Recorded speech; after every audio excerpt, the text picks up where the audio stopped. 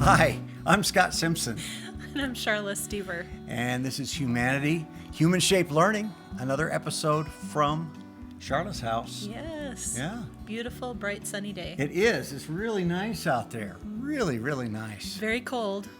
It is but cold. beautiful. Well, that's South Dakota. Yeah. Cold, but beautiful. Not the people, No. just the state. The weather. The weather. Yeah, right. Oh, well, I think today is mine. That's right. Right? I'm super excited. And our topic today is self-care. That's great. I'm in need of that. Are you? I am. You know, I actually hear that from a lot of people. Yeah. And I feel the same way. These days, it sneaks up on you, I think. You think you got this. I've got this. It's kind of weird. The world is kind of weird right now. I got it. But then you realize one day, maybe I don't have it as well as I thought I had it. I know for me, what I chose today, I won't say exactly what it is quite yet. We'll wait just a few moments until after our third thing. Okay. But taking care of yourself, I think, is something that, it's in the news a lot. People talk a lot about it, but I really find myself, even though I know it's really important, not doing a very good job of it. And I don't mean that I'm some sort of martyr and I'm always doing things for everyone else. I mean, even when I'm by myself and have some time, which at this stage of my life is more often than it used to be, I don't always make good choices about what I spend that time doing. Yeah. So today I thought we'd focus on that a little bit. That's great. That's great. I chose a third thing that it's kind of a poem, kind of just a quote. It's kind of a long quote, maybe. Okay. That sounds good. And it's one of our favorite authors. Oh, is it? Unknown. Unknown. Again. Again. Wow. Somebody ought to hire that guy or that woman. I know. I tried really hard, actually, to find who said this because I like it so much. I'd really like to give credit, but I couldn't find it anywhere.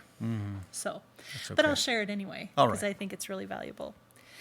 So we'll share this. An amazing thing happens is the title. An amazing thing happens when you get honest with yourself and start doing what you love, what makes you happy. Your life literally slows down. You stop wishing for the weekend. You stop merely looking forward to special events. You begin to live in each moment, and you start feeling like a human being. You just ride the wave that is life, with this feeling of contentment and joy. You move fluidly, steadily, calm and grateful. A veil is lifted, and a whole new perspective is born. That's great. I want to be there. I wonder why so many people do so much that they don't love. I'm guilty of it. I will say I'm guilty of it. I think about spending time maybe scrolling through Facebook mindlessly. It's one thing if you're, engaging with people and that kind of thing, but I can be scrolling along and suddenly realize I don't know that I've actually read anything. I'm just kind of in a daze. Or, even just sitting and watching Netflix or something like that, where, it's enjoyable. And it's great when you have something that maybe you're watching it with someone and it's a really interesting series or something or show. But I can mindlessly do that too and waste away the hours. Yeah. And, as a young mom, I didn't have time for that.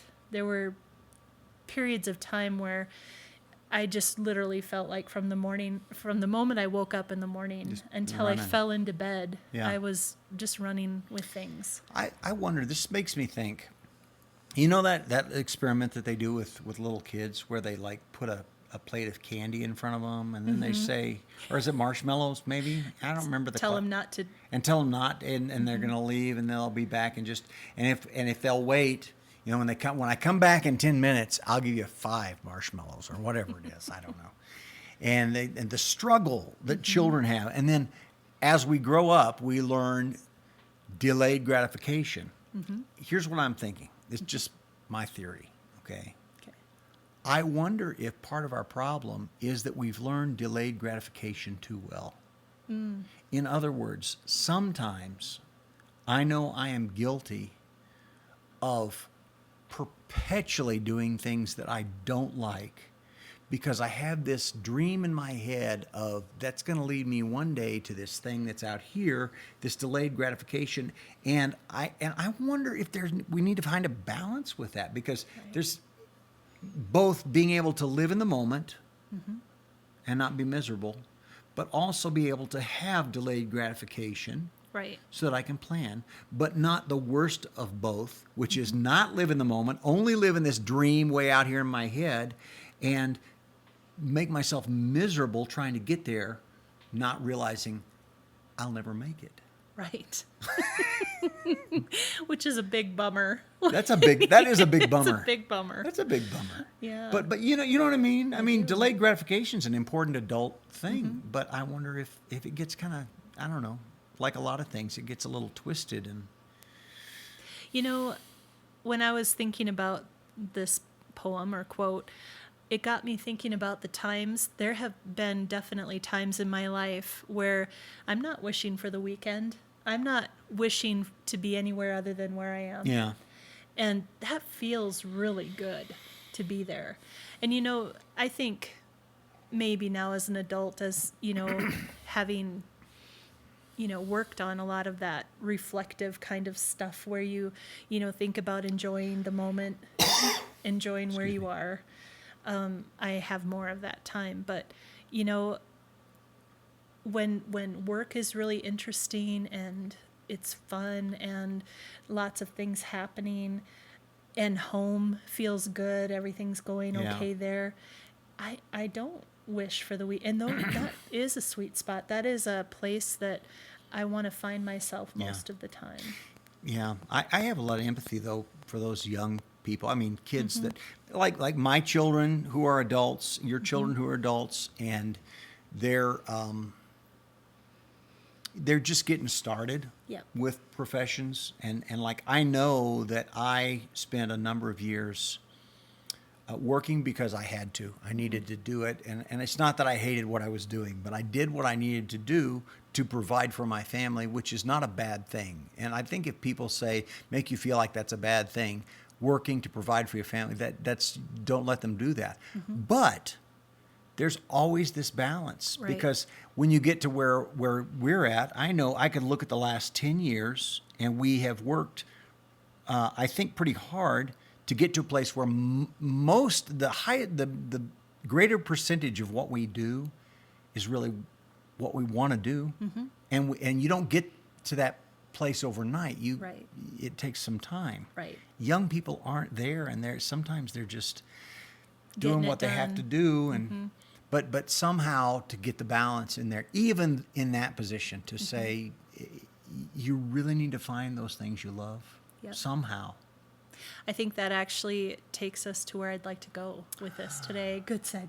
Oh, I created a segue without even knowing it. I have an article that I wanted to share today, and it's actually about getting a hobby. Oh, yeah. And I feel like hobbies are a great way to provide self-care for yourself, in that it gives you a place to do something that you do for no other reason, really, other than enjoyment and having fun. Yeah. What I liked about this particular article, though, and this actually comes from one of our favorite sources, Psychology Today. Oh, yeah, we do that a lot. And it's was written by Jaime Kurtz, who's a Ph.D. She titled it 6 Reasons to Get a Hobby. You're Really Not Too Busy. And it was that second little subline there, you're really not too busy, that caught my eye. Because I got to thinking about how often I hear from friends and family, oh, I'd love to be able to do that, but boy, I'm just too busy. Yeah. I have too many things going on. And there was a little segment of this article that I thought was really cool. So I'm going to read this, just this little bit here at the beginning. Great. We'll pull it up on the screen for you. So, when you ask yourself who has the time, they're not alone. Nowadays, we are just unbearably, painfully, overwhelmingly busy between running the kids from piano to soccer to math tutoring, keeping a tidy house, and staying on top of a constant influx of emails. How can there be time for anything fun? It wasn't always like this. And then it talks about a book by Robert Putnam called Bowling Alone. And it documents a sweeping decline in civic engagement from PTA memberships to neighborhood potlucks to, yes, bowling leagues. Over a couple of generations, and this was the line I loved, Americans have somehow misplaced their free time. Yeah. And one of the things I liked about it is it named some of my own pitfalls here. That's why I connected. And it said, various things contribute to this, but for many of us, being legitimately busy simply isn't one of them. Instead, we habitually waste time creating the illusion of busyness. Facebook, email, Netflix, pick your poison. If you're like me, you don't wake up in the morning with the goal of squandering so many precious moments on social media, but it often happens. And there is unaccounted for time that can be better spent elsewhere.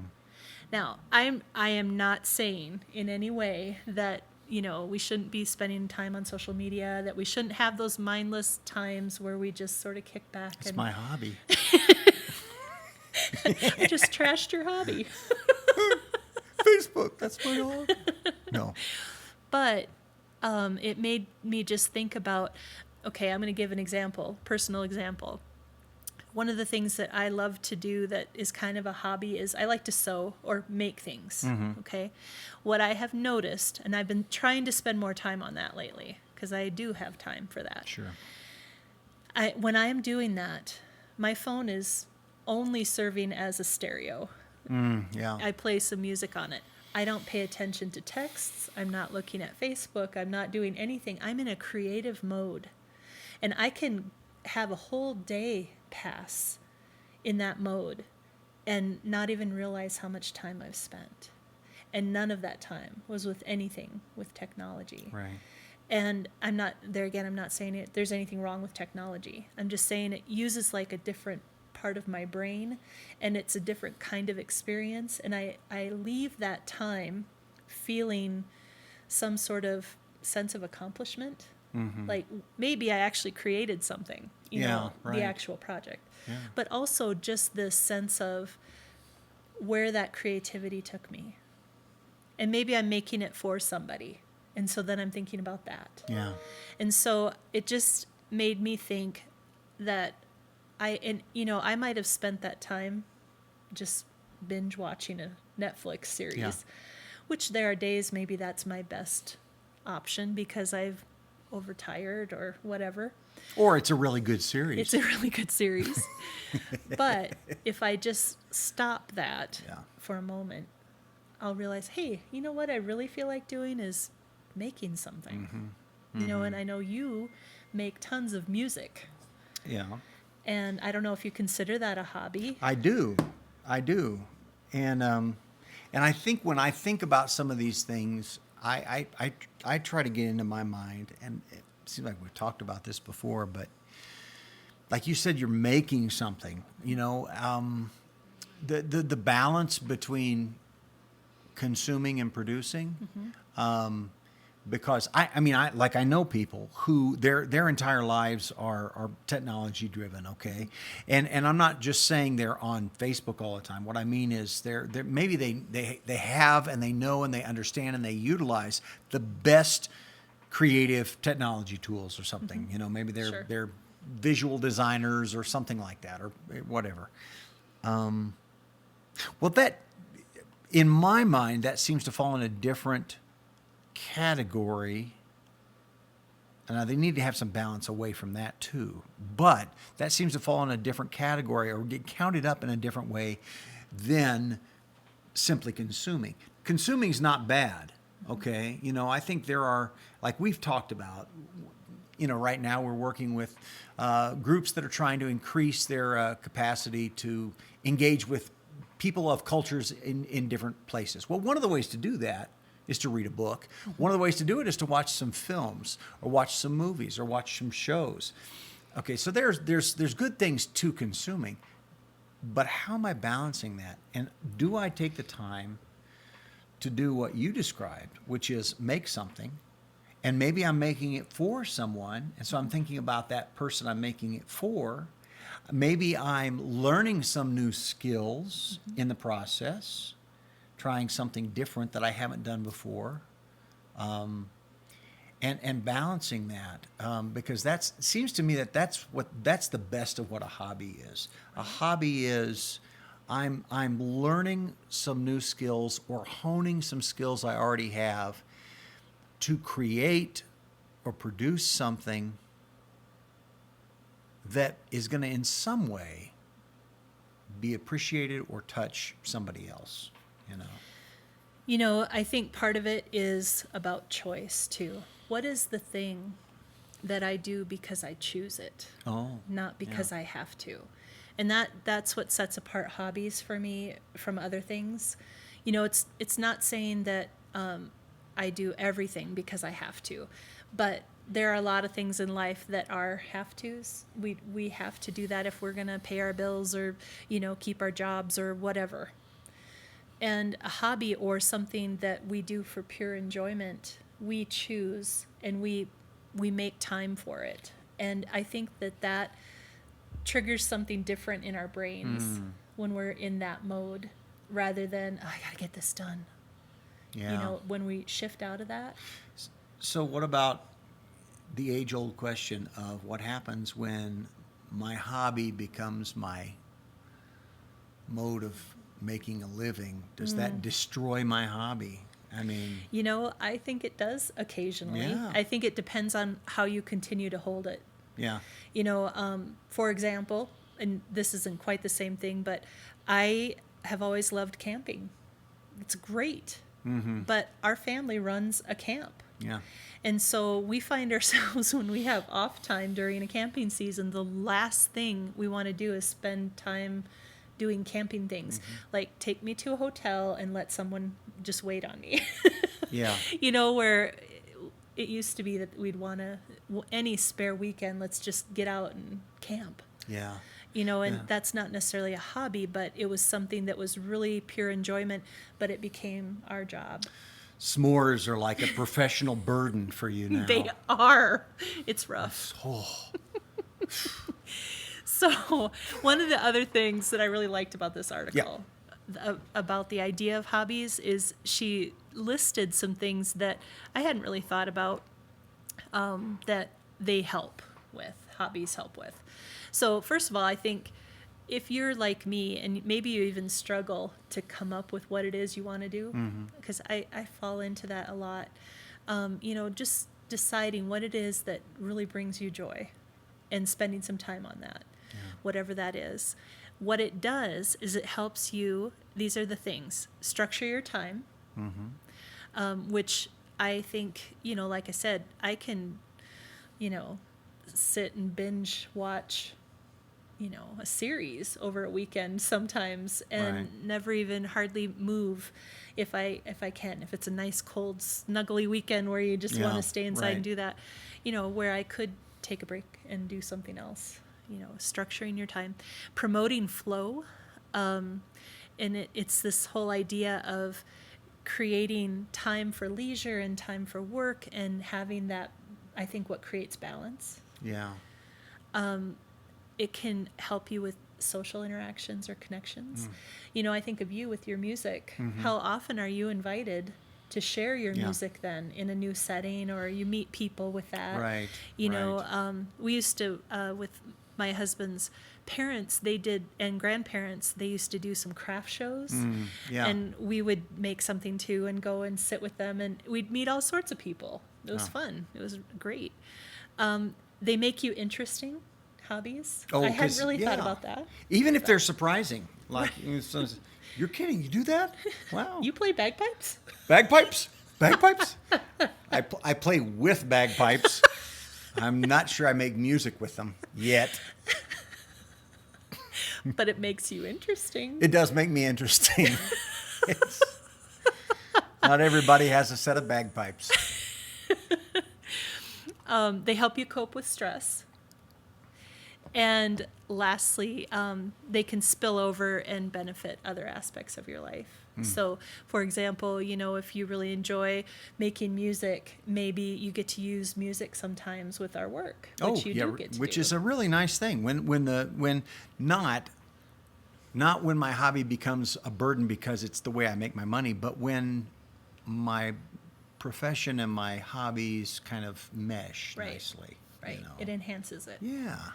So I found that really interesting, and I want to spend some more time with thinking about that statement about being too busy. I've never really liked the word busy anyway. I think, lots going on is fine, but to say, to tell people you're too busy, I don't know. I think that's a stretch. I think it's, a lot of people have lots going on, but there are also maybe those moments that could be spent doing something truly enjoyable that might bring more joy and enhance your life more than just being in that zombie zone. Wow. Yeah. So anyway, well, you didn't mention chicken whispering once. I could talk about a couple of my hobbies. Chickens are a big, and I have benefited from that. In fact, I think it was just yesterday I made an egg sandwich with a couple of eggs from you. You had some egg salad today. I had some egg salad today. There's another benefit of hobbies. You can eat them sometimes. Yes, I have chickens, which I love. And in the summertime, I have a garden, which I also love. And those connect to me, and they connect back for me as well into my life. Well, I think animals, pets, chickens, animals, period. I don't know if that's a hobby. It's sort of a hobby, but it's also just an additional community that you have, which is important. And the other, I don't know that I'd call it a hobby necessarily, but I love to get out and walk. Yeah. And I love being in the sunshine. I love being out in fresh air. And our neighbors have horses. And so I love going and seeing them and watching them run and just enjoying. Sometimes they come up for an apple if I remember to grab one. And, I love that. That whole idea of it's like stepping away from the normal part of my day and just doing this thing that is just pure enjoyment. Yeah, it's really, and I'll say this about horses. It's really nice to enjoy other people's horses. I owned a couple of horses once, and it was great, but it was work. Yes, it was and work, expensive. and expensive too. And worry. I worried about my horses. I know. I worry about my dogs. You probably worry about your chickens. I do. They were very cold over the weekend. Yeah. But yeah, that's okay. They Egg sickles. It's a new thing. It's a new thing. I'm sure it'll take off. I'm sure. So, did you bring a quote today? I did bring a quote today, and I know sometimes I say my favorite. This one really is. Is it? Who doesn't love Shel Silverstein? I mean, my goodness. And this is a real short one. Okay, so, and it is from A Light in the Attic, by the way. I love that. The key work from Shel Silverstein. How much good inside a day depends on how good you live them. I think it fits with what you're so talking perfect. about. Yes, I love how that happens. It's like if I'm thinking there's not enough good inside my days, then I just need to live it the right way. I need to take the time to do that hobby. Right. To feed Something that chicken. you enjoy. What That's did right. you say? Feed that chicken. Oh, feed that. I said beat that chicken. No, I would. No chickens were harmed in the making of this episode. And only eggs were eaten. Wow. That went somewhere. Thank you so much for joining us for another episode of Yes. Humanity. And we will see you next time. Sounds good. Bye-bye. Bye.